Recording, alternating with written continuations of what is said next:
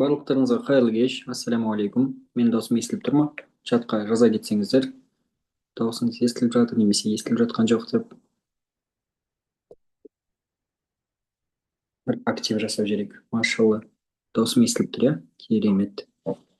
Так, давайте пока басқа шәкірттер қосылып отқан кезде дәрісімізді бастап, иншалла бір еске түсіріп, өткен дәрісті жалғастырайық, иә?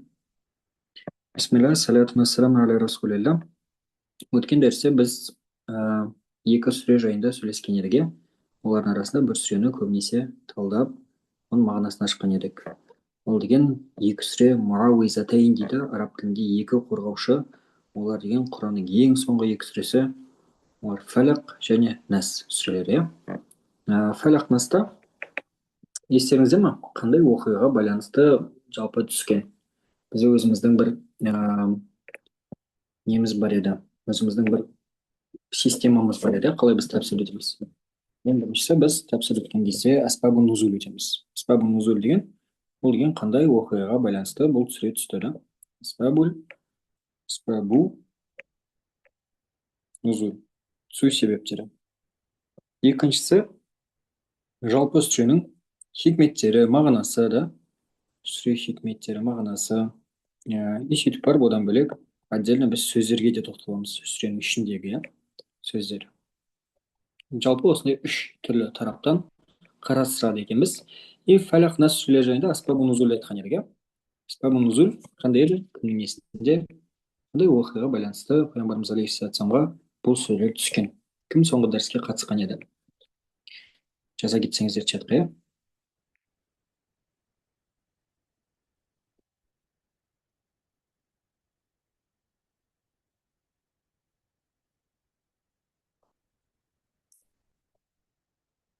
Машалла.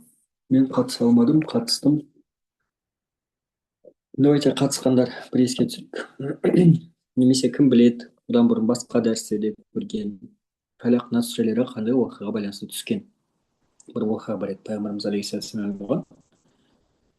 Естеріңізде ме?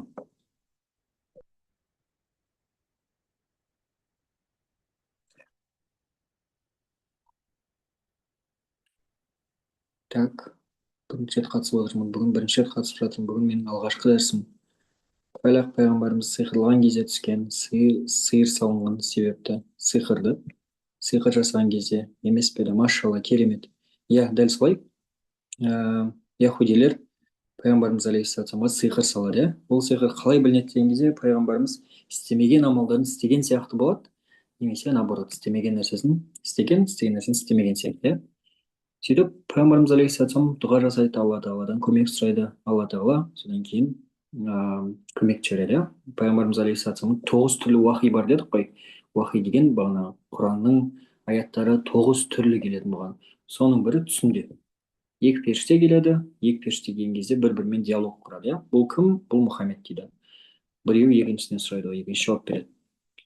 Не болды Мұхаммедке? Мұхаммедті яхуди, Ләбиб ибн Асим деген адам яхудилерден болған, сиқырлады дейді. Қалай сиқырлады? Ол деген бір қуыршақты алды, ойыншықты алды, сөйтіп барып Мұхаммедтің шаштарын соған байлап тығып тастады. Сөйтіп оны бір колодецқа лақтырды. Енді қалай одан емделеді деген кезде ол үшін ол осы аяттарды оқу керек деп Фәләқ Нас сүрелерін оқып береді бір періште. Пайғамбарымыз алейхиссалам оянғаннан кейін сахабаларды жинап сол колодецқа барса, шынымен бағана қуыршақ жатыр екен. Сияқты 11 түрлі узел бар екен. Иә, пайғамбарымыз алейхиссалам Фәләқ Нас сүрелерінің әрбір аятты оқып, сол узелді ашып тастайды. Сонда Фәләқ Нас сүрелерінде 11 аят бар, иә. Вот. Осы түсу екі сүренің түсу себебі осындай екен. Одан бөлек біз деген сөздерге тоқталған едік. Фәләқ деген сүреге. Узел деген бағана жіп қой, байлап тастаған. Пайғамбарымыз алейхиссалам шаштарын байлап тастаған, 11 рет байлаған ғой. Қараңыздар, енді сөздерге тоқталатын болсақ, Фәләқ деген сүре жалпы таң деп аударылады, бірақ егер этимологияға кіретін болсақ, сөздің мағынасы фәләқо деген жару деген сөзден шығады, иә? Күннің нұры, күннің сәулесі қалай қараңғылықты түнді жаратын болса, тура сол секілді адамның өміріндегі де қараңғылықты Фәләқ сүресі солай жарады дейді. Яғни Фәләқ деген сөзді тек қана физически түрде түсінбейміз, оны рухани да мағына жағынан түсінуіміз болады. Яғни сол үшін ғалымдар айтады, егер адамның бір көңіл күйі жоқ болса, онда фәләқ сүресін оқыса болады дейді. Себебі фәләқ сүресі қалай қараңғылықты жойса, қалай қараңғылықты сындырса, тура сол секілді адамның ішіндегі уайымды, қайғыны барлығын сындырады дейді. Вот. Ол сөздерге келген кезде, ал хикметтеріне келген кезде, мен қазір барлық айтып жатқан нәрсеміз қайталау, иә. Хикметтеріне келген кезде біз салыстырған едік фәләқ нас сүрелерін. Бізде екі дүние бар. Кімге сыйынамыз және кімнен сыйынамыз, иә. Кімнен сыйынамыз және кімге сыйынамыз. Енді тура сол секілді фәләқ сүресіне қарайтын болсақ, да, астағфирулла құл аузу бираббил фәләқ деп бір ғана аятта Раббы жайында айтады. Да, таңның Раббысына сыйынамын деп айт дейді. Бір-ақ рет келеді. Қалған келесі 3 аятта барлығы уже неден сыйыну керек сол жайында айтады, иә. Мин шарри ма халақ, ва мин шарри ғасиқин иза вақаб, ва мин шарри наффасати фил уқад, ва мин шарри хасидин иза хасад деп 3-4 аятта неден сыйыну керек екенін келтіреді. Нәс сүресіне қарайтын болсақ, мүлдем басқаша, да. Нәс сүресінде көбінесе кімге сыйыну керек, яғни Аллаға, сөйтіп барып неден сыйыну керек екен. Енді бүгін сол мәселені, сол тақырыпты ары қарай ашамыз, не үшін олай келгенін. Дәрісіміз бастайық. 30 шақты адам жиналыпты, машалла. Так, сөйтіп барып біз байланыс жайында айтқан едік, иә. Ол мәселені де айта кетейік. Жалпы бүкіл сүрелер Құранда бір-бірімен байланысты. Мысалға делік, егер Құранды біз кәдімгі мусхаф, иә, кәдімгі Құранды, оригинал Құран кәрімді ашатын болсақ, онда біз байқаймыз, 604 беттің ең үстінде Ихлас тұрады, иә. Ихластан кейін Фәләқ тұрады, Фәләқтан кейін Нәс сүресі тұрады екен, иә. Мынау 114 сүре, мынау 113, 112. Экран барлығымызға көрініп тұр ғой, иә. Кері байланыс беріңіздер. Иә, көрініп тұр, жоқ, көрініп тұрған жоқ деп. Иә, машалла, керемет тұрды, жалғастырайық. Енді қараңыздар. Ихлас, Фәләқ, Нәс. Енді қалай Ихлас, Фәләқ, Нәс сүрелер бір-бірімен байланысты деген сұрақ қоятын болсақ, онда Ихлас сүресінде Алла тағала ас-сомат деген есім бар, иә. Ас-сомат. Сомат деген ешкімге мұқтаж емес, керісінше барлығы бір Аллаға мұқтаж деген есім. Енді ол мұқтаждық қалай ашылады деген кезде, ол мұқтаждық Фәләқ, Нәс сүрелерінде ашылады екен. Не үшін? Себебі елестетіңіздер, Алла тағала бізге жындардан, сиқырдан, көзден, тілден қалай қорғану керек екенін айтпаса, бізге білдіртпесе, біз деген қор болатын едік, иә. Яғни бізге жағдайымыз өте қиын болатын еді. Біздің безопасность қой бұл мәселе, да, қауіпсіздігіміз жоқ. Яғни тура сол секілді Алла тағала бізге біздің мұқтаждығымызды көрсетіп жатыр Фәләқ, Нәс сүрелері. Сендер әрдайым қауіпсіз жағдайда болмайсыңдар. Қауіпті да жағдайлар болады. Енді оны шешу үшін міне сендерге 2 сүре, Фәләқ және Нәс сүрелері. Осылайша Сомат деген есім 2 сүреде ашылады. Осылай байланысты, сүрелер. Енді давайте ары қарай тоқталайық. Нәс сүресіне келдік. Нәс сүресін талдайтын болсақ, қараңыздар, міне 2 нәрсе бар дедік. Біріншісі, кімге сыйынамыз? Кімге сыйынамыз? Екіншісі, неден сыйынамыз? Неден сыйынамыз?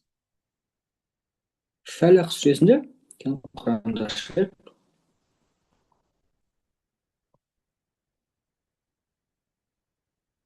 Міне, айт Мұхаммед, таңның Раббына сыйынамын. Кімге сыйынамыз? Ол деген таңның Раббысы, яғни Алла тағала. Бір аятта ғана келіп тұр. Ары қарай екінші, мин шарри ма халақ, жаратқан нәрселердің кесірінен. Бүкіл жамандықтардан, жаратылған жамандықтардың барлығынан мен Аллаға сыйынамын. Ең біріншісі, жалпы жамандық. Так, мына жаққа жазайық, давайте. Фәләқ дейік, мына жаққа. Бірақ қана аятта кімге? Таңның Раббысы деп келіп тұр. Таң Раббысы, да? Таң Раббы. Екінші аятта не деп тұр? Жаратылған жамандық. Жамандық жайында келіп тұр. Мына жақта мағына өзгерді, да? Неден сыйынамыз, сол жайында сипаттап отыр. Үшінші аятқа қарайық. Ва мин шарри ғасиқин иза вақаб. Қараңғылықтың басқан сәтте түннің кесірінен. Енді түннің өзі жаман емес дедік, иә? Бірақ түнде көп қылмыстар болады, көп күнәлар түнде жасалады. Ол статистика сондай. Түннің өзі жаман емес. Бірақ түннің кесірінен Алла алла тағала сыйынамыз. Екіншісі неден екен? Түннен аллаға сыйынамыз. Төртінші аят.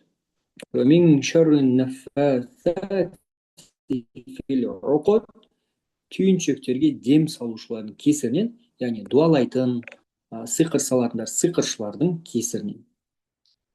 Сиқыршылар. Бесінші аятта күншілердің кесірінен ол күндеген сәтте сыйынамын деп. Яғни көре алмайтын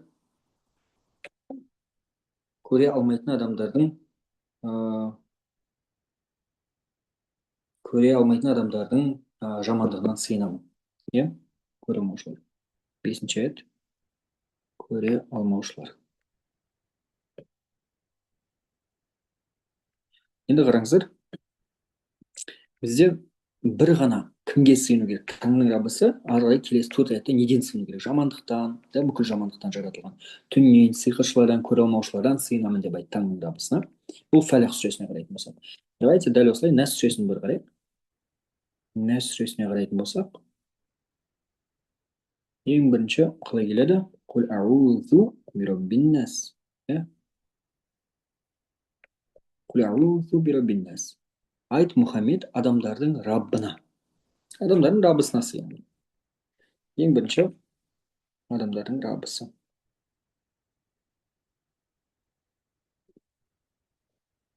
Адамдардың Раббысы. Екінші аятта Мәликиннас, адамдардың иесіне айтып, алла тағала өз жайында айтып отыр. Адамдардың иесіне сыйынамын деп айт. Үшіншісі Илахиннас, адамдардың тәңіріне, яғни адамдардың құдайына сыйынамын деп айт. Сонда кімге сыйыну керек деген кезде 3 аятта алла тағала Нәс сүресінде сипаттап отыр. Кімге сыйыну керек? Адамдардың Раббысына, адамдардың иесіне және адамдардың құдайына сыйынамын деп айт дейді. Ал енді неден сыйыну керек деген кезде алла тағала қанша аятта айтып отыр екен? Мен шаррил уасвасил ханнас, сыбырлап азғырушының кесірінен, яғни шайтаннан, іблістен сыйынамын деп айт дейді. Бірақ аятта ібліс жайында іблістен, шайтаннан сыйынамын деп айт дейді. Бірақ аят. Қараңыздаршы. Шайтан. Ары қарай уже шайтан сипаттамасы кетеді. Аллази уасвису фи судуриннас, сондай ол адамдардың көкейлеріне салатын. Уасвасаны адамдардың көкірегіне салады. Минал джиннати уан нас. Мейлі жыннан, мейлі адамдардан болсын, бүкіл азғырушылардың кесірінен Аллаға сыйынамын дейді. То есть ол жындар, ол азғырушылар адамдардан да болуы мүмкін, және жындардан да болуы мүмкін екен. Енді біз бағана айттық, екі нәрсе бар. Кімге сыйынамыз және неден сыйынамыз? Фәләқ сүресінде бір-ақ рет айтады алла тағала кімге сыйыну керек? Таңның Раббысына. Қалған 4 аятта неден сыйыну керек соны айтады. Енді Нәс сүресіне қарайтын болсақ, алла тағала 3 аятта кімге сыйыну керек екенін айтады, бір аятта ғана неден сыйыну керек. Енді бұның хикметі неде деген сұрақ қоятын болсақ, тағы дәріс түсінікті болып жатыр ғой барлығымызға. Мына жақта бір короткий бір кері байланыс алып жіберейін. Мына жақта түсініксіз болып жатқан мәселені жазып кетсеңіздер болады. Мына жақта чаттан оқып отырамыз. Ұнап жатыр, машалла, керемет. Давайте онда жалғастыра берейік. Қараңыздар. Енді не үшін бұндай деген кезде, не үшін бір аят, мына жақта 3 аятта кімге сыйыну керек? Бұл деген жаулар деп айтсақ болады. Қандай жаудан қорғану керек? Ең біріншісі, мынау жамандық, түн, сиқыршы, көре алмаушы деген, бұлардың барлығы физический жамандық.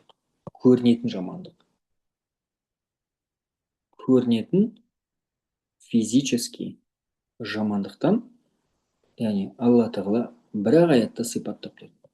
Или немесе бұны физически көрінетін, немесе сыртқы жау деп айтсақ. Сыртқы жау. Сыртқы жау. Сыртқы жауға келген кезде, көрінетін бір жауға келген кезде, физически бір жауға, врагқа келген кезде алла тағала бір-ақ рет өзінің есімін айтып тұр.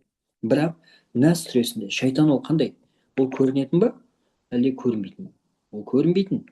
Физический ма деп айтатын болсақ, жоқ, ол метафизический. Көрінбейтін. Метафизика. Сөйтіп барып ол сыртқы жау ма десек, жоқ. Ол деген метафизический. Ол деген адамның тамырының арасында жүреді, өте жақын жүреді жалпы адамға. Ол деген адамның ішкі жауы. Шайтан деген адамның ішкі жауы. Яғни ішкі жау деген образное выражение, адамның өте әрдайым қасында жүреді шайтан, сыбырлап, азғырып, иә. Вот. Енді осындай жауға келген кезде, ішкі жауға, көрінбейтін жауға, метафизический жауға келген кезде алла тағала айтады, 3 рет өзінің есімін айтады. Сонда қай жау, қай враг бізде опасный екен, сыртқы ма немесе іштегі ме? Түсінікті нәрсе, ол іштегі жау опасный екен. Себебі Құдай өзін 3 рет айтып тұр. Иә, жеткізе алдық иә бұл мәселені, машалла. Бұл енді хикметтерге келген кезде, енді ары қарай деп айтсақ, мына жақта нәс сүресіне біз мынандай сұрақ қойсақ болады, не үшін алла тағала өзінің 3 есімін осылай сипаттады? Ең бірінші өзі раббы деді алла тағала, сөйтіп барып иесі, сөйтіп барып құдай. Енді мына жақта просто так келген жоқ бұл дүниеге. Давайте қарастырайық. Ең бірінші раббы, екіншісі мәликин нәс, мәлігі деп қояйықшы, мәлік. Мүлк деген сөзден шығар ғой қазақша, мүлк. Үшіншісі иләһин нас, құдайы. Енді мына жақта айтып жатқаны, яғни раббы деген бізде қазақша түбірге салатын болсақ, тәрбие деген сөзден шығады. Тәрбиені ең бірінші кім береді адамға? Ол оның әке шешесі, иә, оның кішкентай кезіндегі. Раббы деп сипаттаған кезде алла тағала кішкентай кездегі адамға айтып жатыр дейді. Қараңыздаршы, кішкентай адам, кішкентай кезіндегі, иә. Немесе мәлік. Мәлік деген ол деген уже адам кішкене өсті. Өскен кезде адамға не керек? Нәпақа керек, иә, нәпақалардың барлығын жабу керек қой өзінің расходтарын. Адам деген мүлк іздей бастайды, мал іздей бастайды. И осы кезде де, орта жасқа келген кезде де алла тағала айтады, айт дейді, ең бірінші сені тәрбиелеген, кішкентай кезінде тәрбиелеген раббыңа сыйынамын дейді. Сөйтіп барып саған мүлікті, немесе мүлік, бүкіл адамдардың мүліктерінің иесіне сыйынамын деп айт дейді. Не үшін? Себебі орта жаста барлығы мүлік іздейді, иә. Үшіншісі, адамдар уже қарт болған кезде, уже жасы келген кезде, олар уже тәрбиелейтін адам іздемейді, олар уже мал мүлікті іздемейді, олар құдайды іздейді. Сондай ғой. Европаға қарайтын болсақ, Америкаға, Азияға қарайтын болсақ, адамдар жасы келген кезде дінге беріледі, иә, құдайына. Мына уже жас келген кезде, кішкентай, орта, үлкен жас. Яғни алла тағала мына 3 есімін раббы, мәлік, құдай дегенді просто так қойып тұрған жоқ. Алла тағала айтып тұр, осы 3 уақытта да сен кішкентай бол, сен орта жаста бол, сен үлкен жаста бол, сен әрдайым алланың көмегіне мұқтажсың. Иә, қараңыздаршы. Одан бөлек бұл жақта антонимін де алсақ болады. Енді шайтаннан сыйынып жатырмыз ғой нәс сүресінде, иә. Шайтан деген осы 3 кезеңде де жұмыс жасайды дейді. Адам кішкентай туылған кезде де оның қасында жүреді дейді. Орта жасқа келген кезде оған ары қарай атакасын жалғастырады, үлкен болған кезде тем более атакасын жалғастырады дейді. Қараңыздаршы. Яғни шайтан да ұйықтамайды. Иә, шайтан деген өте ақылды, шайтан деген өте, білесіздер ма, айлакер, андай хитрый. Ол деген адамның балиғат жасына толған кезде ғана қалам жүреді ғой адамға. Балиғат жасы толғанға дейін шайтан демала ма? Жоқ, шайтан демалмайды. Ол деген адам жайында бүкіл ақпараттарын, бүкіл оның кемшіліктерін, бүкіл әлсіздіктерін жинайды да, сөйтіп барып балиғатқа толған кезде соның барлығын азғыртып, басып, сол күнәларға кіргіздіреді. Иә, шайтан да ұйықтамайды екен. Демек, алла тағала осы 3 есімін айтса, демек осы 3 есімде де біз мұқтаж екенбіз. Мынау мәселені жеткізе алдым ба? Фәлақ, нас сүрелерінің айырмашылықтарын. Мына жақта қалай, не үшін Фәлақ сүресінде 1 рет келді, кімге сыйыну керек? Нас сүресінде 3 рет келді. Және неден сыйыну керек? Бір аятта, бір Фәлақ сүресінде 4 рет келді, Нас сүресінде 1 рет келді. Бұл мәселе түсінікті болды ма? Машалла, керемет. Так, көрінетін жау және көрінбейтін жау, иә, машалла. Енді бағана айттық қой, сүрелердің байланысы дедік. Ықылас сүресі қалай Фәлақ, Нас сүрелерімен байланысты деген кезде оны түсіндірдік, иә. Мұқтаждық, алла тағала Сомат деген есімі келесі Фәлақ, Нас сүрелерінде ашылады. Енді Фәлақ пен Нас сүрелері қалай байланысты деген кезде, ол Фәлақ сүресінің соңғы аятында ашылады екен. Қараңыздаршы. Фәлақ сүресіне қарайтын болсақ, мына жақта ең соңғы аятта уәмин шарри хасидин иза хасад, күншілдердің кесірінен ол күн деген сәтте сыйынамын деп айтты. Күншілдер деген ба, көре алмаушылар. Ең қатты адамды көре алмайтын кім? Қалай ойлайсыздар? Адамды мүлдем көре алмайды. Ең көре алмайтын ол кім? Варианттарыңызды жаза кетіңіздер чатқа. Кім адамды көре алмайды? Жалпы адам баласын, Адам алейхиссаламды, ең бірінші адамды. Шайтан, иә. Ібліс шайтан көре алмайды. Шайтан көре алмағаннан кейін келесі сүреде алла тағала осы нәс сүресінде осыны сипаттап жатыр. Көрдіңіздер ме қалай алла тағала байланыстырды? Бір сөз, бір сөзді қалдырды, сол сөзді келесі сүреде ашып берді ғой. Иә, қандай керемет.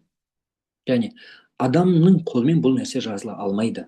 Адамның қолымен жазыла алмайды. Себебі бұл жақта тонкий бір линиялар бар, оны тек қана Құдай жазбаса, оның хикметтер бітпейтін құран. Бітпейтін құран. Хорошо, кеттік ары қарай нәс сүресіне келейік. Енді бағанағыдай мынау роб, мәлик, илях деген үш сөзге тоқталдық қой. Ең бірінші адамдардың раббысы, екіншісі адамдардың мәлігі, яғни иесі, үшіншісі адамдардың құдайы. Иә, бұл жақта да былай да қарастыруға болады дейді тәпсіршілеріміз, үлкен ғұлама ғалымдар.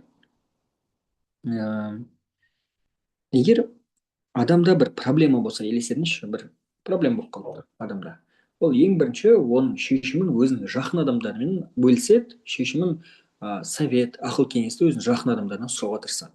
Оның әке шешесі ғой көбінесе, жақын адамдар да, роббин, роб тәрбие берген. Егер ол тәрбие берген адамдар, раббысы бағана тәрбиені бере алмағандар шеше алмаса, ол мәселені ақыл кеңесін бере алмаса, онда адам не істейді дейді сол мәселесімен, сол проблемасымен? Онда мемлекетке барады на законодательном уровне, заң бойынша. Сол кезде вот алла тағала да мәликин нәс, мәлик деген патша деп аударылады ғой араб тілінде, патшаға барады дейді. Ол патша шеше алмайтын болса, патшалар шеше алмайтын бір законодательный уровеньде бұл мәселе шешілмесе, онда адамдардың құдайына барады дейді, тәңіріне. Тура сол секілді алла тағала осындай иерархияны қосып берді дейді осы үш аятта. Одан бөлек мына жақта тоже былай да қарастыруға болады. Жалпы адамның тәрбие берушілері көп па десек, адамға тәрбие беретіндер көп кішкентай кезде. Оның әке шешесі болуы мүмкін, әке шеше болмаса, онда туысқандар болмаса, достары, әке шешенің туысқандардың достары, әке шешенің достары, тәрбие беретін, қамқоршы болатын кішкентай балаларға адамдар көп. Бірақ бізге патшалар көп па деген кезде, патшалар енді тәрбие берушілерге қараған кезде азырақ мәліктер. Ал құдай ше деген кезде, құдай аз, құдай біреу. Яғни көрдіңіздер ме, ең басында көп тәрбие беретіндер, патшалар аз, ал құдай деген тек қана жалғыз біреу. Осылай үш сөзге қарайтын болсақ, роб, мәлик, илях, алла тағала әдемі осылай байланыстырып жатыр екен. Мінекей. Енді мына жақта тағы да бір сөзге тоқтала кетсек болады. Уәса.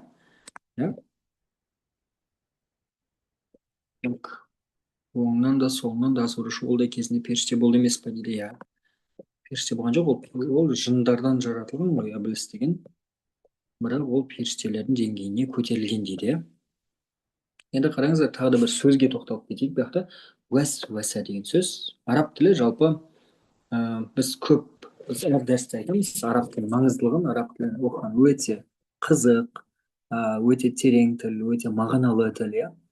Араб тілі әлемдегі сондай бір аз тілдердің қатарынан сөз қалай естілетін болса, сондай мағына береді. Мысалға делік, қараңыздар, мысалға делік, арабша білмейтін адамдар арамызда көп ау деймін. Мысалы, мен сіздерге бір сөзді сипаттадым, бір сөзді жаздым. Доробә. Міне қараңыздар, араб тілінде, мұны дұрыстап мұқият тыңдаңыз, араб тілінде сөз қалай естіледі, сондай мағына береді. Мысалы, доробә деген сөзді арабша сіздер білмейсіздер, бірақ ол сөздің бір оттенігін, бір сипаттамасын жазсаңыздар болады. Бұл жұмсақ сөз ба, немесе жуан сөз ба? Енді мен сіздерге екі вариант беретін болсам, біріншісі ұру, аудармасы ұру, екіншісі сипау. Доробә деген сөзді қарап, оның айтылуына қарап, сіздер қай вариантты таңдайтын едіңіздер? Ұру деген мағынаға келіп тұр ма, немесе бастан сипау деген мағынаға келіп тұр ма? Қалай ойлайсыздар? Давайте комментарийға жазайық. Ұру, сипау, ұру. Тағы қандай вариант бар?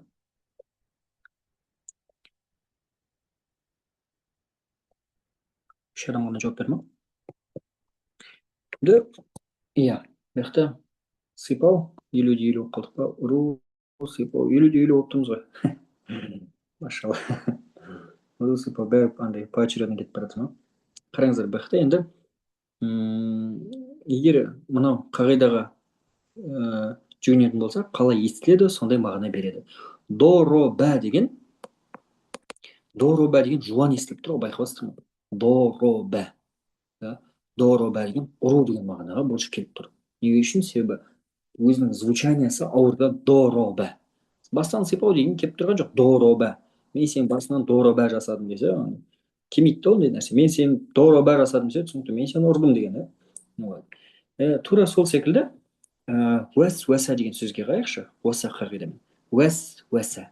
Біз екі нәрсені байқаймыз. Ең бірінші нәрсе бұл қайталанатын түбір, қайталанатын сөз. Уәс қайталанады. Уәс уәса. Демек, шайтанның уәсуәсасы бір рет қана бола ма десек, жоқ. Бұл деген қайта келе береді екен адамға. Иә?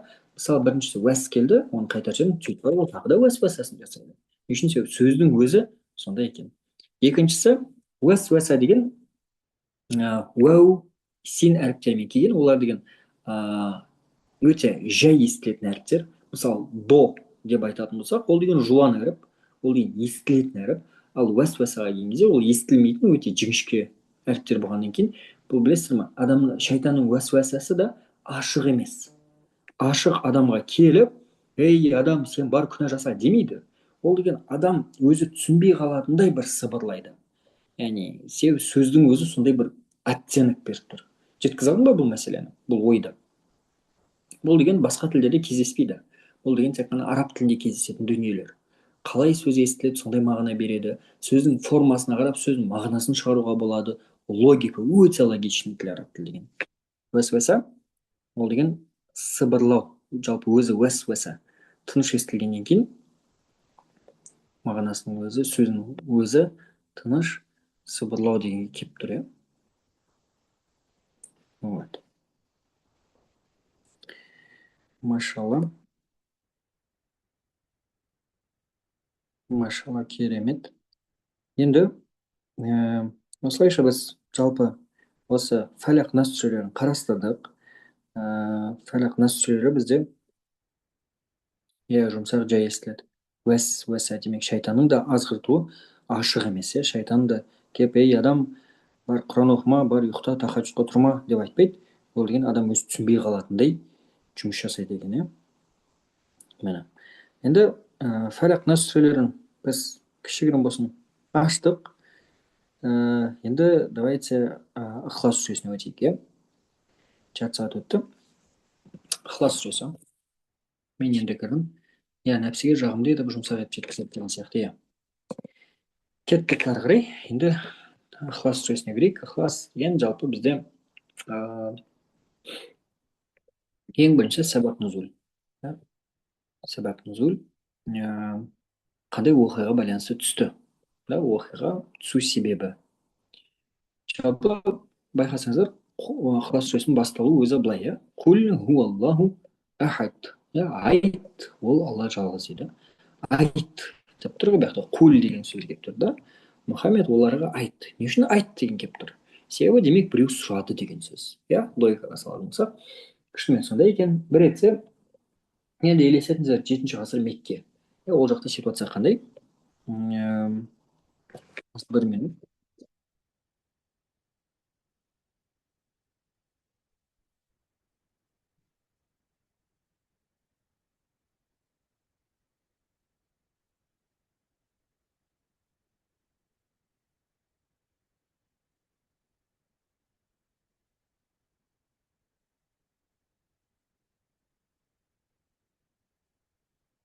Қазір бір минут.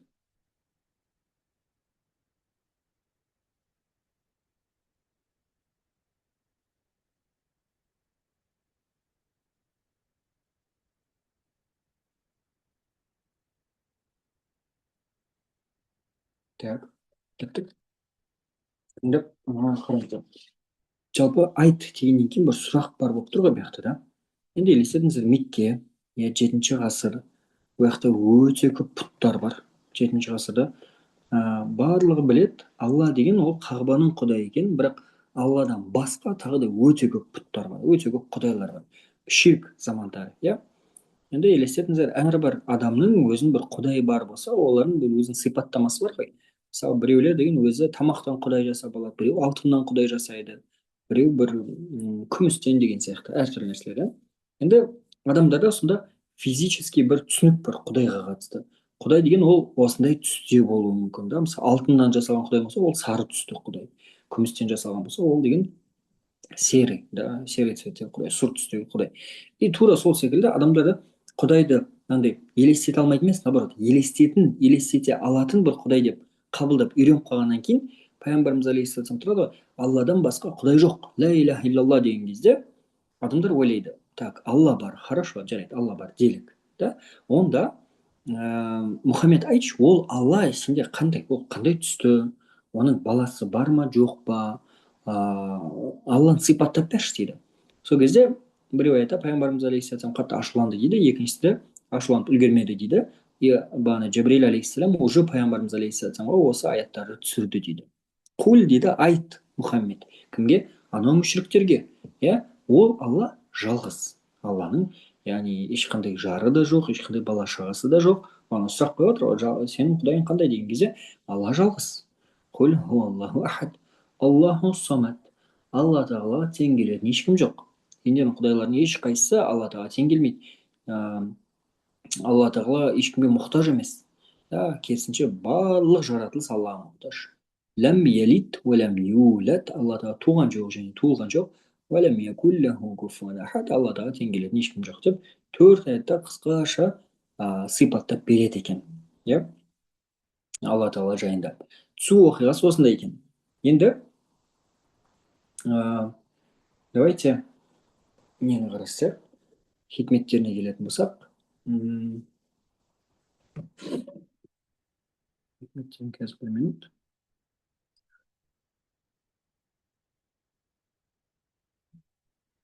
Мына жақта тоже айта кететін нәрсе бар екен, қараңыздар.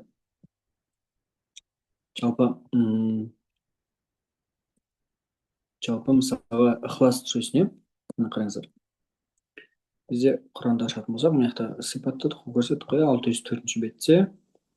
604-те мына ықылас, фалақ, нас тұрады. Енді 603-ші бетке келетін болсақ ше, 603 Құранда, онда бізде мына жақта ең жоғарысында кәфирун сүресі тұрады, Құранды ашсақ. Мына жақта 111 тәббәт тұрады. Тәббәт. 110 насыр тұрады.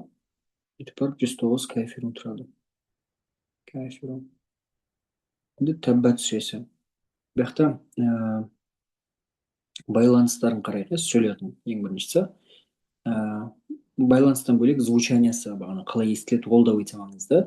Тәббәт сүресі бізде қалай аяқталады? Фи джидиха хаблум мим масад. Фи джидиха хаблум мим масад. И келесі сүре сразу оқылады. Құл хуаллаху ахад. Мынау сезіп отырсыз ба, қалай әдемі келіп тұр, да? Бөлек сүре емес, как будто бір сүре деп қарастырып жіберуге де болатын сияқты, да? Сондай бір звучание. Мына қараңыздар. Бір оқитын болсаңыз, тоқтамай, да? Фи джидиха хаблум мим масад. Құл хуаллаху ахад. Аллаху самад. Лам ялид валам юлад валам якуллаху куфуан ахад. Дәл деген бізде қалқали әріп қой, тәжвидте, да? Д деп естіледі, да? Ұйқасы бар. Ал егер жалпылама біз сүрелерге қарайтын болсақ, ең жоғарысында да 603-ші бетте алла тағала кәпірлер жайында кәфирун деген сүрені сипаттайды. Жалпы кәпірлер жайында, жалпы күпірлік жайында және кәпірлер жайында. Сөйтіп, алла тағала Наср деген сүреде мұсылмандардың ұтуын сипаттайды. Яғни, мына күпірлік бар бұл әлемде, бірақ алла және оның елшісі және мұсылмандар жеңіске жетеді деп келесі сүреде баяндап жатқан сияқты. Сөйтіп, тәббәтті ең сол кәпірлердің арасында, мүшриктердің арасында ең главный, ең басты Абу Лахаб, пайғамбарымыз алейхиссаламның дядясы болған, дядясы болған, сол кісі жайында айтты ғой тәббәт сүресінде, да? Мен ешкімге мұқтаж емеспін, мен өте әдемімін, мен өте баймын, менің ықпалым өте зор деген адам, да, осындай адамды кәпірлердің арасынан алла тағала келтіріп тұр мысалға. Сөйтіп барып ары қарай алла тағала ықылас жайында айтып отыр.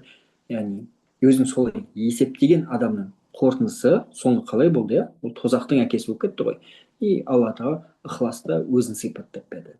Шын мәнінде алла тағала ешкімге мұқтаж емес және алла тағала ғана қалады деген мағыналар байланысты екен сүреге қарайтын болсақ. Енді жалпы ықылас сүресіне қарайтын болсақ, ықылас сүресінің атауы оказывается көп екен, өте көп екен, 20 шақты. Оны сура марифа деп айтады. Сура ахад, сура асас дейді, сура сомат, сура таухид, көптеген атау бар. Сура асас деген основа деген сөз ғой араб тілінен, фундамент, фундамент сүресі, немесе ас-сомат деген алла тағаланың есімін түсіндіретін сүре. Таухид сүресі деп айтады, бір аллаға ғана сенуді үйрететін сүре. Немесе осы сүрелердің арасында сура марифа деп айтады, білім сүресі дейді. Марифа деген білу деген сөз ғой. Иә, не үшін білім сүресі дейді? Не үшін жалпы ықылас сүресінің құранның 3/1 деп ойлайды. Адамдар былай қабылдайды ғой, егер мен ықылас сүресінің 3/1 оқитын, бағана ықыласты 3 рет оқитын болсам, мен құранды толық оқыған сияқты боламын деген бір қате түсінік бар адамдарда. Негізінде ондай емес. Қараңыздар, ықыласты 3 рет оқысаң, 600 беттік құранды оқығанмен тең болмайды адам. Иә, ондай емес. Ықылас сүресі өзінің мағынасында Құранның 3 бөлік мағынасын біреуін қамтиды деген сөз. Құранда жалпы 3 қана үлкен тақырып бар. Ең біріншісі ол деген ақида. Ақида деген үлкен бір бөлім бар. Ақида деген яғни біздің Раббымыз кім, біз кімге сыйынамыз, біздің Раббымыз қандай, қиямет, жәннат, тозақ, жындар, ғайып мәселесінің барлығы ақидаға жатады, фундамент жатады. Фундаменттің сол ең бастысы Құдай тағала, Құдай тағаланы сипаттайтын ақида. Екінші тақырып Құранда өте үлкен, ол шариғат. Шариғат деген бізге нені жасауға болады, нені жасамауға болады, жасайтын болсақ оны қалай жасаймыз деген жалпы заңдылықтар, иә, заңдар. Және үшіншісі қиссалар, оқиғалар. Ол әулиелердің, пайғамбарлардың оқиғалары. Не болды, қалай болды, қашан болды деген сұрақтарға жауап береді. Құранның жалпы осындай 3 тақырып. Бүкіл 600 беттік құран осы 3 тақырыпты қамтиды дейді. Енді соның ақида деген бөлігін күшті қамтыған ол ықылас сүресі.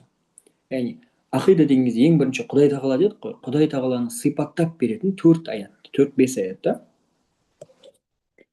4 аятта өте әдемі сипаттайтын, ол деген тек қана ықылас сүресі дейді. Сол үшін оны сура әсәс дейді, фундамент, иә, фундамент сүресі, себебі ақиданың фундаментін қалап береді. Немесе оны сура марифа дейді, білім сүресі, алла тағаланы білу сүресі дейді. Одан бөлек ғалымдардың мынандай бір сөздері бар: егер кімде-кім ықылас сүресін өте көп оқитын болса, ол деген алла тағаланы жақсы көреді дейді. Ал кімде-кім кәусар сүресін көп оқитын болса, ол пайғамбарымыз алейхиссаламды жақсы көреді дейді, иә. Мынандай бір оқиға да кездеседі сахабалардың арасында. Бір ретте енді пайғамбарымыз алейхиссалам имам болдырып бір кісіні қояды, иә, бір жерге, бір қауымның арасына. Сол кісі намазға шығады ғой, намазға шыққан кезде сүре оқиды, сүрені тек қана ықылас сүресін оқиды екен. Бүкіл аяттар, бүкіл рәкағаттары тек қана бүкіл намаздарда ықылас сүресі.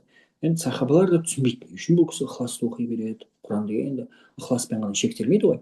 Сөйтіп барып айтады, бұл енді дұрыс емес шығар дейді да, пайғамбарымыз алейхиссаламға барады. Я Расулалла, бізде сіз имам болдырып қойған адамсыз, тек қана ықылас сүресін оқиды, бұл қалай болған дейді. Олай бола ма жалпы дейді. Сөйтіп пайғамбарымыз алейхиссалам бағана кісіні шақырады, сұрайды, шынымен сондай ма дейді, сен тек қана ықыласты оқисың ба дейді. Анау кісі айтады, иә дейді. Не үшін оқисың тек қана ықыласты деген кезде айтады, себебі мен деген алла тағаланы жақсы көремін дейді. Біріншіден мен алланы жақсы көремін, алланы жақсы көргеннен кейін мен осы сүрені жақсы көремін дейді. Себебі ықылас деген алла жайында ғой. Пайғамбарымыз алейхиссалам тәнті болады, айтады, расында сенің осы махаббатың сені жәннатқа апарады дейді. Қараңыздаршы, қандай керемет хадис. Расында осы махаббатың сені жәннатқа апарады дейді. Осы сүреге деген махаббатың және аллаға деген махаббатың. Күшті, машалла. Енді одан бөлек бағана сүренің мағыналарын, сүренің аттарын қарастырып жатырмыз ғой. Ықылас сүресі, одан бөлек мынандай есім бар, сура мұқош қиша деп айтады. Мұқош қиш сүресі, арабша қош қаша деген, ол деген емдеу деген сөз. Қош қаша, емдеу. Неден емдейді деген кезде түсінікті, ол ширктан, күпірліктен емдейтін сүре екен. Иә, бізде білеміз ғой, ең ауыр күнә ол деген күпірлік, ширк, иә, сол үлкен күнәлардан қорғайтын сүре, сура мұқош қиша, яғни ықылас сүресі екен. Енді бұл жақта бір кішігірім бір мәселеге тоқталып кетейік.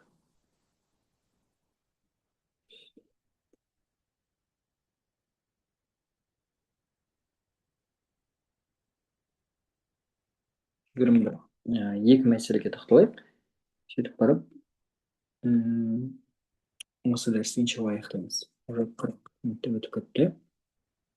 Қараңыздар, ең біріншісі, жалпы ең үлкен күнә біз білеміз күпірлік. Иә, аллаға сенбеу, құдайды мойындамау.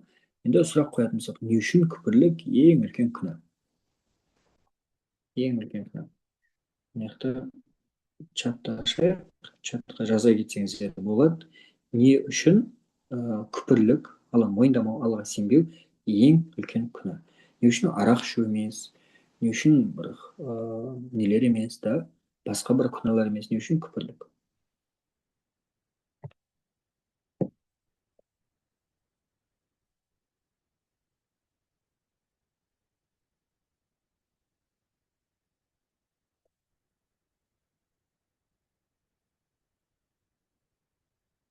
Қалай ойлайсыздар?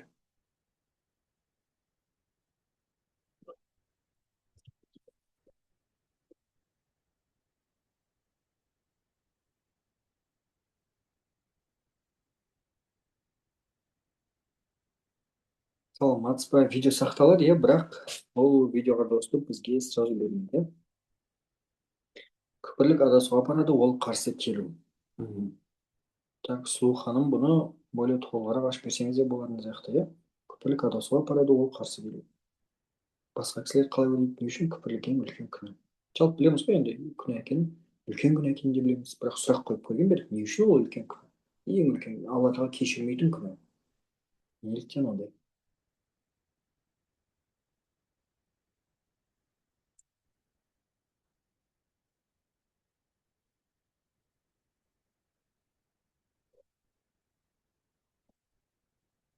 Серік қосу. Күпірлік алланың жалғыз екендігіне сенбеу себебі аллах өзі айтқан құранда. Так, қараңыздаршы, күпірлік деген жалпы аллаға сенбеу, аллаға разы болмау, аллаға серік қосу ең үлкен күнә. Иә, ол түсінікті. Не үшін деген сұрақ қойған кезде былай ашсақ болады бұл тақырыпты. Жалпы елесетіңіздер, маған бір момент ұнайды, маған бір қатты өткен момент. Бір кісіден консультация аламын, ол кісі өзі бір кәсіппен айналысады, үлкен кәсіпкер, енді кәдімгідей жақсы жақсы қоғамға пайдасын тигізіп жатқан кәсіпкер. И осы кәсібін жасау процесінде өте үлкен мәселеден өткен ол кісі ше. Енді кәсіп білесіздер, өздеріңіз, кім кәсіппен айналысады, ол оңай нәрсе емес. Иә, пайғамбарымыз алейхиссалам да бір хадисінде айтып кеткен, берекеттің 10-ның 8-і кәсіпте деген. Мындай хадис бар, иә. И сол кісі кәсіппен айналысып жатады, енді былай айтады, мен түсінбеймін дейді, мен құдайға сенбейтін атеисттер бар ғой, мен атеисттер түсінбеймін дейді. Вот сен қатты қиналып жатқан кезде, сен өзіңнің әйеліңе ол проблемаларды айта алмайсың, балаларыңа, әке шешеңе де айта алмайсың. Сол кезде мен сұрағым келеді дейді да сол атеистерден, сен кімге жалынасың сонда, сен кімге барып айтасың деп айтқым келеді дейді да. Себебі шынымен сондай бір қиын моменттер болады любой адамның өмірінде. Ол кәсіппен айналысын айналыспасын, иә, әр адам өмірінде. Сол кезде сен ол сырларыңды ешкімге айта алмайсың. Оны өзің жарыңа да, бағана бала шағаңа да, әке шешеңе де айта алмайсың, бірақ бөліскің келеді. Біреу саған сені түсініп саған көмек беріп жатқанын түсінгің бір сезгің келеді. Сонда атеист болатын болсаң, сен еш құдайға сенбейтін болсаң, сен кімге айтасың ол нәрсені? Ауыр нәрсе негізінде, сенде ешкім жоқ деген сөз, иә. И қараңыздар, осы нәрсеге қарап мына нәрсені түсінуге болады да, адам деген егер құдайға сенетін болса, ода ешқандай бір шек болмайды. Ода всегда әрдайым бір положениялардан, бір ситуациялардан выход всегда болады. Ал егер адамда құдайға сенбейтін болса, ода всегда бір ограничение бар. Оған яркий пример, күшті бір мысал, ол пайғамбарлардың өмірлері. Пайғамбарлардың әрбір, любой бір пайғамбардың оқиғасын оқитын болсаңыз, ол жақта невозможный нәрселер жасалған. Да, мысалға келейік, мұса алейхиссалам. Енді мұса алейхиссалам елесеңізші, ол мұсылман емес, иә, ол аллаға сенбеген бір атеист болса, құдай сақтасын. Егер сондай бір положениеда, енді бағана елестетіңіз, перғауын артынан қуып келе жатыр, иә. Енді былай алайық, қараңыздар, мұса алейхиссалам емес, бір батыр делік, иә, бір батыр перғауынның қолынан зорлық зомбылық көрген бану исраилді құтқарғысы келеді, барып бану исраилді көндіреді да қашып бара жатады, оның артынан перғауын қуып келе жатады, и ең соңында бағана ненің алдына келеді, иә, қызыл теңіз, жерорта теңіз ма, қызыл теңіз ма, сол жаққа барады. И сол кезде атеист болатын болса, ол ойлайды, мен болып біттім дейді, иә, мен ешкім құтқармайды. немесе өзі физический бір закондарға, физический бір заңдылықтарға сүйеніп бір нәрсе жасауға тырысады. Иә, бірақ яғни ұтылуға уже дайын тұр. Ол деген егер бағана бір батыр болатын болса. Ал егер мұса алейхисаламға келетін болсақ, пайғамбарға келетін болсақ, ол кезде яғни невозможный бір положениеда бір құдайға жалынып, бір құдайға сеніп, өзінің мінәжатын айтып, алла тағала мүмкін емес нәрсені оның өмірінде, жалпы оған куәгер болған бүкіл бану исраилдің өмірлерінде сол невозможный нәрсені возможный жасайды. Иә, мұса алейхисалам. Юнус алейхисалам деген киттің ішінде, білесіздер ғой, киттің ішінде қалып кететін пайғамбар. Иә, бұл жақта үш невозможный нәрсе жиналып тұр ғой. Ең біріншісі, адам киттің ішіне кіріп кететін болса, оның шығу ықтималдығы өте аз, практически мүмкін емес киттің ішінен шығу. Екіншісі, хорошо делік, мысалға делік, бір адам киттің ішінен шықты. Кит деген енді бір кішкентай бір көлде жүзбейді ғой. Иә, кит деген үлкен океандарда жүзеді. Адам егер киттің ішінен шықса да, ол океаннан қалай шығады? Елестетіп көріңіздерші, океаннан қалай жүзіп шығып кетуге болады адамға? Хорошо делік, ол деген бір олимпийский чемпион делік, иә, ол деген киттің да ішінен шықты, ол деген океанды да жүзіп бара жатыр десек, ол жақта бірақ еще түн деген фактор бар ғой. Түнде адам қалай жүзеді, қай бағытта жүзеді? Яғни үш невозможный нәрсе жиналып тұр да, бірақ алла тағала юнус алейхисаламға одан шығуға көмектесті. Не үшін? Себебі ол құдайға сенді. Себебі ол невозможный нәрсеге сенді. Түсіндіре алдым ба? Мұсылман болудың ең үлкен артықшылығы және атеист болудың ең үлкен кемшілігі мынада. Мұсылман адам невозможный нәрселердің барлығына сенеді. Себебі ол жасайды емес, себебі Құдай оның барлығын жасай алатынына сенеді. А атеист адам априори уже заранее невозможный нәрсе мүмкін емес деп сенеді. Соответственно, оның өміріне ешқандай керемет те, мұғжиза да болмайды. Жеткізе алдым ба осы мәселені? Бір кері байланыс беріңіздерші.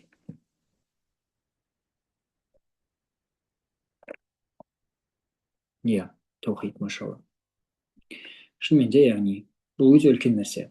Мұсылман болғаннан кейін, бір аллаға сенгеннен кейін, пайғамбарлардың оқиғасын білгеннен кейін бізге өте бір үлкен ғибрат, мүмкін емес нәрселердің барлығына сенуіміз керек. Не үшін? Себебі оның барлығын біз жасамаймыз, біз тек қана құлмыз, біз сұраймыз, әрекетін жасаймыз. Алла тағала нәтижесін береді. Иә, атеист болсақ қиын, өте ауыр.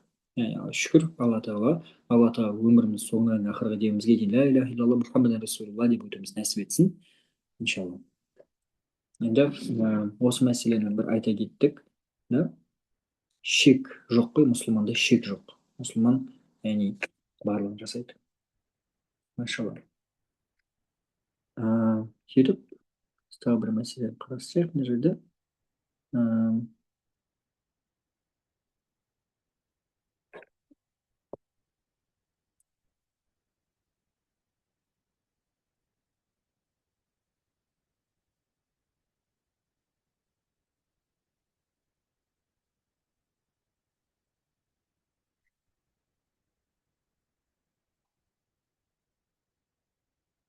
Мына жақта қараңыздар. Алла разы болсын. Иә. Қараңыздар, мына жақта енді ықылас сүресіне ары қарай үңіле берейік. Ықылас сүресінде мына жақта бір қызық мәселені байқасақ болады. Ең біріншісі мынандай ғой. Мына жақта 4 аят, иә. Бірінші аят бір тезисті береді, келесі аяттардың барлығы сол тезисті ашып береді екен. Иә. Екінші, үшінші, төртінші аяттардың барлығы бірінші аятты подтверждать етеді деп айтады.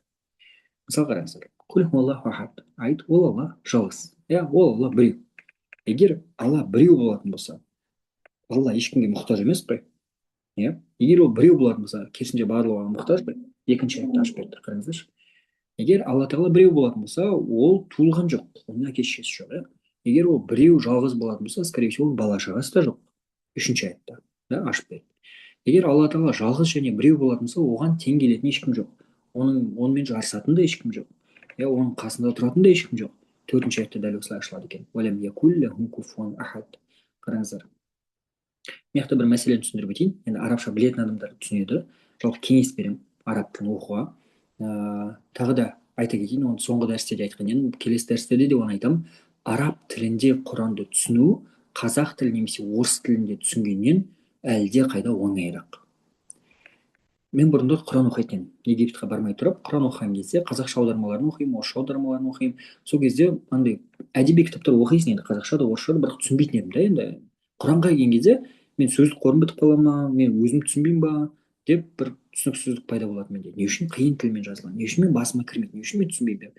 И сөйтіп жатты құранды маған былай ойлайтын едім, тақуалық деген ол деген мен көп сүре жаттасам мен тақуа алғым келетін шығар деп. И жас кезде солай жаттай беретінмін. бағана египетке бармай жаттағым келеді, жаттайсың жаттайсың, тапсырасың тапсырасың. Сөйтіп египетке барғаннан кейін арабша оқи бастадым. Бірнеше айлардан кейін уже түсіне бастадым құранды. И байқадым, мен арабша құранды оқып түсініп жатқаным қазақша оқып түсініп жатқаным бірдей емес. қазақша мен бір екі моментте түсінбей қаламын. мынау қалай деген сияқты, мынау сөздер маған бейтаныс, мағынасы дұрыс шықпай жатыр. Ал арабша оқыған кезде мә қандай оңай деймін. И тура сол секілді арабша кеңес беремін. Арабша ұзақ уақыт алмайды адамның өмірінде. Бар жоғы там бір 3 ай алуы мүмкін, может 6 ай, может 9 ай, может максимум 1 жыл алуы мүмкін, иә. Ары кетсе 2 жыл курстарға жазылатын болса, егер сол 1 жыл 2 жыл арнайтын болса, өмірінің соңына дейін құранды оригиналдан түсініп, намазын түсініп оқу, ол өте үлкен нығмет, өте үлкен ғанибет ол нәрсе. Ол ғанибет бірақ бүкіл адамдарға бұйырмайды. Имам Шафии де өзінің сөздерінде айтады, араб тілін білетін адамдар, имам Шафиғи айтады, қараңыздаршы, араб тілін білетін адамдар олар жындарды көретін адамдар сияқты дейді. Жындарды кім көреді? Әулиелер көреді ғой, иә.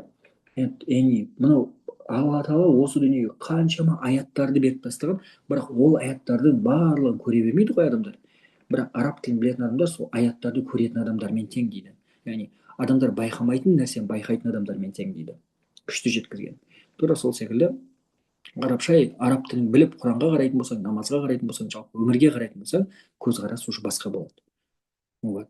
Егер шынымен адам тақуалыққа, руханиятқа, имандылыққа жеткісі келетін болса, онда оны құран жаттау немесе нелер емес, ең біріншісі оны түсіну керек. Просто элементарно түсіну керек. Ал оны түсіну үшін бізге тіл керек, араб тілі.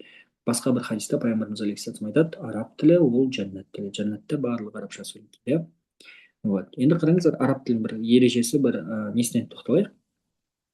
Грамматикасы, бір ғана грамматикасын қараңыздар. Тәнуин деген нәрсе бар ғой, білесіздер ғой. Тәжвидте тәнуин деген нәрсе бар. Ән, ин, ун деген. Енді араб тілінде егер тәнуин келетін болса, онда одан кейінгі келген нәрсенің барлығы сипат болады. Мысалы қараңыздар, қул хуаллаху ахадун деп тұр ғой, иә. Дәл әріпінің үстінде мына жақта 9 тұр, и 9-ның үстінде бір радуга сияқты бір көгілешек тұр, да. Ахадун бұл бізде тәнуин. Тәнуиннен кейін уже келесі аяттарда тәнуин жоқ қой, байқап отырсыздар ма, иә. Немесе куфуан деген 4-ші аятта тәнуин келіп тұр, иә. Куфуан. И сөйтіп барып қайтып ахад деген сөз келіп тұр. Мынау бірінші ахад, ең бірінші, иә, аяттың басында, және ең соңғы ахадтың арасында барлығы сипат, иә. алла тағала жалғыз болатын болса, ол мұқтажсыз болатын болса, ол туған жоқты, және туылған жоқты мұқтажсыз болатын болса, оған тең келетіндей ешкім жоқ. Сол үшін ол ахад дейді. Қараңыздар, аяттың басында, сүренің басында алла тағала бір тезисті тастады, екінші, үшінші аятта оны әдемілеп, 4-ші аятта да оны ашып берді, және ең соңында қайтып сол сөзбен бітірді. Қайтып бір қарайтын болсаң, былай қарайтын болсаң, қалай адам бұны жазу мүмкін? Мүмкін емес бұл адам. Адамдар айтады ғой бағана, Мұхаммед өзі жазды Құранды, мүмкін емес. Себебі бұндай отсылкалар, иә, бұндай бір хикметтер, ол енді өте керемет. Қазір фильмдер шығады әртүрлі, Марвел, DC-дің фильмдерін көрген шығарсыздар, да, бағана супергерой нелерге қатысты, немесе кішкентай балаларыңызбен барған шығарсыздар да кинотеатрларға. Сол кезде Марвелдің несі, бір фишкасы, олар келесі серияларға бір отсылка тастайды. Сцена после титров, да. Вот тура сол секілді алла тағала да басқа бір жерлерге отсылкалар тастайды. Басқа бір сүреге, басқа бір сөзге. И шынымен арабша білсең, оны түсінсең, мына қарап отырсаң мәссаған деп отырасың. Қалай, как это деп, қалай алла тағала бұл барлығын жасады деп. Хорошо. И мына жақта ләм ялид уә ләм юлад деген ол христиандарға аргумент дейді, иә. Бұл түсінікті нәрсе. алла тағала туған жоқ және туылған жоқ, иса алейхисалам алланың баласы емес, да. Осы сүремен жауап береміз дейді. Жалпы осындай. Жалпылама алған кезде бүгінгі дәрісте 1 сағат уже өтті. Давайте бір қорытынды жасайық. Біз деген Нәс сүресін талдадық, да. Фәлақ, Нәс сүрелерінің айырмашылықтарын қарастырдық. Кімге сыйынамыз, сөйтіп неден сыйынамыз, не үшін, да, кімге сыйынатынымыз көбірек, да, бір сөзде не үшін, бір сөзде азырақ. Ол деген ол сыртқы және ішкі жауға байланысты. Сөйтіп қалай Ахлас сүресі Фәлақ, Наспен байланысты, қалай Тәббат сүресі Ахласпен байланысты деген мағыналарға тоқталдық. ә, немесе бағана нелерді де қарастырдық, сүрелердің аттарын да, Ахлас сүресінің қаншама 20 шақты атауы бар дедік. Не үшін ол Құранның 1/3? Жалпы осы мәселенің барлығына бір тоқталдық. Енді кері байланыс беріңіздер, қалай болды, барлығы түсінікті болды ма дәрісте? Егер сұрақтарыңыз болса, сұрақтарыңызды қойсаңыздар да болады. 5 минут сұрақ жауап жазсақ болады. Араб тілінде тәнуин келетін болса, келесі сипат болады дедіңіз бе? Естілмей қалды. Иә, араб тілінде егер тәнуин келсе, онда тәнуиннен кейінгі барлық нәрсе ол сипат болады. Сипат, сипаттама. Бүгінгі дәрісті түсіндіре алдық па, жеткізе алдық па? Немесе түсінбеген жаңа бір мәселелер қалып кетті ма? Сұрақтарыңыз қоя берсеңіздер болады.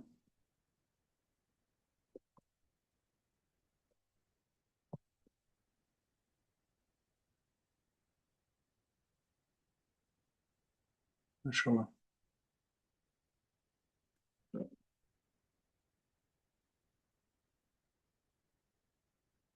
Алла разы болсын, күшті дәріс болды. Алла разы болсын барлықтарыңызға. Онлайн Құран тапсырып отыратын курстар бар ма? Иә, әрине бар. Біздің Хак Академияға жазылсаңыз болады. Хак Академияда бізде Құран тапсыруға да болады, жаттауға да дәл осылай тәпсір дәрістеріне де индивидуально қатыссаңыз болады. Хак Академи деп біздің инстаграмға жазсаңыз, рабочий номерға менеджерлар ертең сізге жауап береді. Тақырып өте керемет, ашықты рахмет. Сүренің байланысы жайлы айттыңыз ғой, баста сол қалай болды? Әсбабу нузул, үш нәрсе айттыңыз ғой. Жалпы біз әрбір сүренің бір система, бір білім алған кезде оны системно білім алмайтын болсақ, оның точка А, точка Б-сы болмайды да, сол үшін ол системамыз үш нәрсені кіргіздік. Ең біріншісі әсбабу нузул дедік, ол түсу себебі, иә, қандай оқиғаға байланысты түсті. Екіншісі сүренің хикметтері, сырлары, ғибраттары.